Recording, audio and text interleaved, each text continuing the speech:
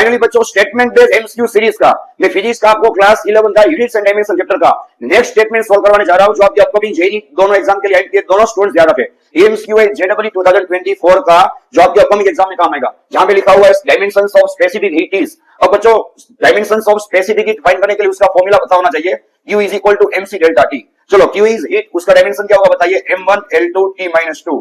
यहाँ पे होगा मास m1, सी का डायमेंशन आपको फाइंड करना है, और टेम्परेचर का क्या होगा भाई K1। सी का चेक कर लीजिए भाई, यहाँ पे m1 कट हो जाएगा, आपको सी का डायमेंशन मिलेगा L2 T-2, K नीचे जाएगा K-1, ठीक है, L2 T-2 K-1, मतलब पहला स्टेटमेंट सही है। दूसरा स्टेटमेंट चेक करो, डायमेंशन ऑफ गैस कांस्टेंट। अब ध्यान रखना, गैस कांस्टेंट के लिए आपको फॉर्मूला काम आएगा PV is equal to mu RT।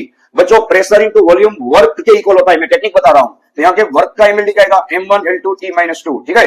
अब म्यू आर का आपको फाइंड करना है, दैट इज गैस कांस्टेंट। यहाँ पर टेक्निक बता रहा हूं, म्यू का क्या होगा मोल, टेम्परेचर का होगा केल्विन। आंसर आएगा m1 L2 T-2 mole inverse 1 kelvin inverse 1। यहाँ पे देख लो मोल कहीं पे लिखा ही नहीं है, देख लो, तो स्टेटमेंट 2 इज, ठीक है, इनकरेक्ट। तो आंसर क्या आएगा भाई, statement 1 is correct and statement 2 is incorrect, मतलब ऑप्शन डी। तो इसी तरह के स्टेटमेंट बेस्ड एमसीक्यू सॉल्व करने के लिए चैनल को सब्सक्राइब कर दीजिए, क्योंकि इस तरह के स्टेटमेंट एमसीक्यू कहीं पे भी चैप्टर वाइज यूट्यूब पे दिए नहीं होंगे।